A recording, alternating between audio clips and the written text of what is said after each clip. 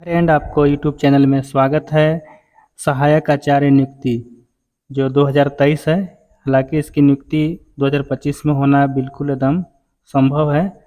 और यहाँ पर देखिए कि एक सबसे बड़ा विश्वास इस बात का है कि 2025 में नियुक्ति हो जाएगा, क्योंकि यहाँ पर आपको प्रसिद्ध अर्थशास्त्री जो जयद्रेज हैं, वो आपको ऐसे हाई कोर्ट में केस किए थे। हाई कोर्ट में केस इसलिए किए थे कि बहुत सारे झारखंड में ऐसे विद्यालय हैं जहाँ पर एकल शिक्षक हैं, एक विद्यालय में एक ही शिक्षक हैं, ऐसे बहुत सारे शिक्षक हैं। तो इसके लेकर के है वो रिट दायर किए थे, जिससे हाई कोर्ट ने इसको ऐसे एक्शन लिया और बोला कि भाई तुम जेएसएससी कब तक तुम शिक्षक की बहाली करेगा।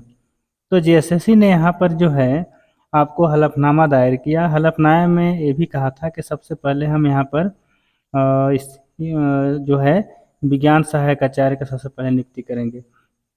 मतलब वो कहने का अर्थ ये हुआ कि सारे नियुक्ति करेगा, लेकिन सबसे पहले उसका जो शेड्यूल में आया था कि सबसे पहले हम मई के तीसरे सप्ताह में विज्ञान सहायक आचार्य का नियुक्ति हम करेंगे। हालांकि तीसरा सप्ताह हो चुका है, लेकिन ऐसा बहुत ज़्यादा मायने नहीं रखता है, 2-4-5 दिन। लेकिन विज्ञान का जो नियुक्ति प्रक्रिया है, उसका रिजल्ट का जो प्रक्रिया है और डीवी की प्रक्रिया है, वह सारा ऐसे युद्ध गति से चल रहा है। मतलब इसका रिजल्ट कुछ ही दिनों में निकल जाएगा।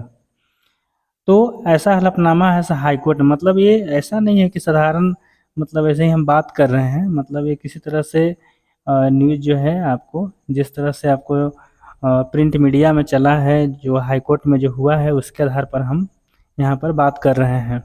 तो यहाँ पर जब शपथ दायर किया है जेएसएससी, तो रिजल्ट तो निकालेगा। वो रिजल्ट निकालने में उसको अब कोई परेशानी नहीं होना चाहिए, क्योंकि अब देखिए जो भी नियुक्ति प्रक्रिया जब होती है, तो जब तक high court, supreme court, court कई बार ऐसे वैसे होते रहता है, तभी जा कर के कोई भी झारखंड में नियुक्ति होती है।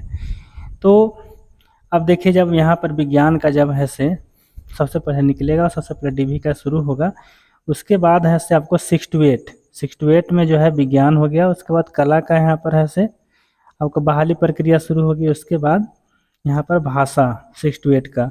अब देखिए हम थोड़ा सा बात करेंगे कि आखिर 6 to 8 का ही बहाली पहले क्यों, आखिर क्या कारण है कि 6 to 8 की बहाली सबसे पहले होगी यहाँ पर।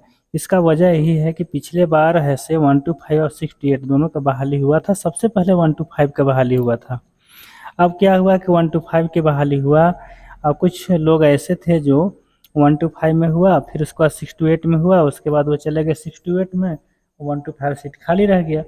तो इसका पिछला वैकेंसी का जो नियुक्ति का जो बाधाएं उत्पन्न हुई थी, वो चीज़ को इस बार देखा जा रहा है। इस बार देखा ही जा रहा है कि सबसे पहले 6 to 8 को ही सबको बहाली करेगा या ज्वाइनिंग करवाएगा। क्योंकि अब जो 6 to 8 में चला जाएगा वो तो 1 to 5 में जाएगा नहीं, लेकिन 1 to 5 में जो होंगे वो 1 to 5 में रहेंगे ही, क्योंकि उनको तो मजबूरी है कि अब वहाँ कहीं नहीं जाना है। तो ये इस तरह से इस बार है सिस्टम अपनाया गया है कि आपको 1 to 5 को बाद में और 6 to 8 को पहले बहाली होगी। अब देखिए यहाँ पर जो जयद्रेन जो है, जो अर्थशास्त्री हैं, वो बहुत मतलब एक सामाजिक कार्यकर्ता हैं। उनके बात को है से हाई कोर्ट, सुप्रीम कोर्ट में बहुत है से जल्द ही मतलब है कि सुना जाता है, क्योंकि वह सिंपल सा कोई साधारण व्यक्ति नहीं है, वह कई कानून बना चुके हैं। तो यहाँ पर देखिए झारखंड में शिक्षकों की घोर कमी को देखते हुए हाई कोर्ट ने ऐसे आपको फैसला दिया था, पिछले 10-15 दिन पहले दिया था यहाँ पर। और राज्य सरकार के जो महाधिवक्ता जो है राजीव रंजन, वही उपस्थित होते हैं और बताते हैं कि भाई अगस्त से सितंबर महीने तक जो है हम बहाली प्रक्रिया सारा पूर्ण कर लेंगे। सितंबर तक, मतलब कहने का अर्थ है कि सबसे पहले सितंबर, लेकिन मई के तीसरे सप्ताह में है से हम यहाँ पर प्रक्रिया 6 to 8 का शुरू करेंगे, जिसमें सबसे पहले विज्ञान होगा। ऐसा जेएसएससी भी नहीं कहा, जेएसएससी कह दिया कि हम सबसे पहले विज्ञान की नियुक्ति करेंगे।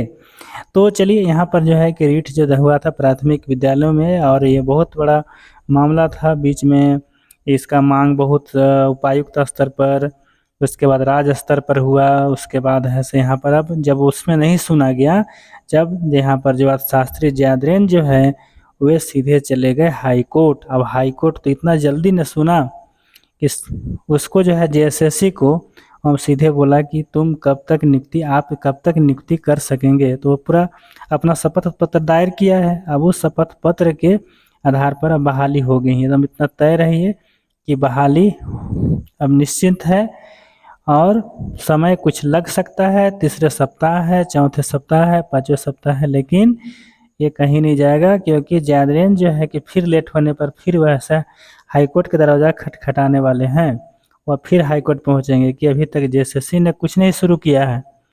तो हाईकोर्ट के सामने फिर जेएसएससी को जाना होगा।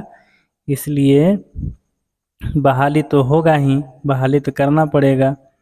तो चलिए आज का इन्फॉर्मेशन आपको कैसा लगा? अगर इन्फॉर्मेशन अगर अच्छा लगा तो आप ज़रूर मेरे चैनल को सब्सक्राइब कर लेंगे और वीडियो को अगर लाइक नहीं किए हैं तो लाइक ज़रूर कर लेंगे।